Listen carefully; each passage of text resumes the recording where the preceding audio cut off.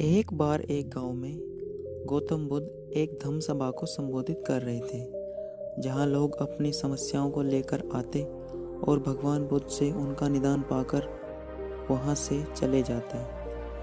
उसी गांव के सड़क के किनारे एक गरीब आदमी बैठा था।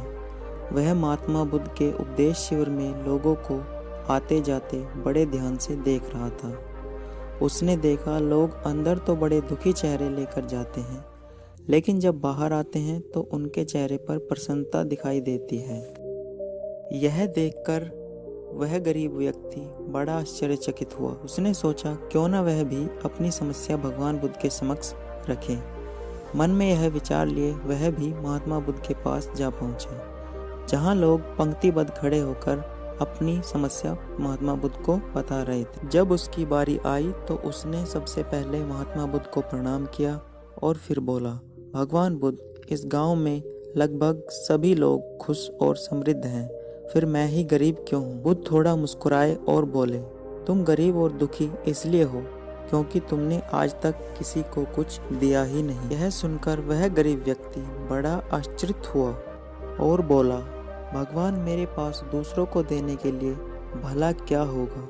मेरा तो स्वयं का गुजारा भी बड़ी मुश्किल से हो पाता है। भगवान बुद्ध कुछ देर शांत रहे, फिर बोले, तुम बड़े अज्ञानी हो। तुम्हारे पास औरों के साथ बांटने के लिए मुस्कुराहट है, जिससे तुम लोगों में आशा का संचार कर सकते हो।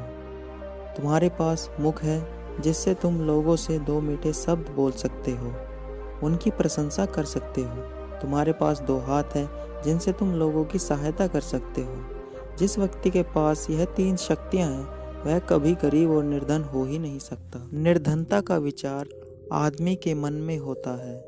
यह केवल एक भ्रम है, इसे निकाल दो। कभी भी मन में निर्धनता का भाव उत्पन्न न होने दो। तुम्हारी गरीबी अपने आप दूर हो जाएगी।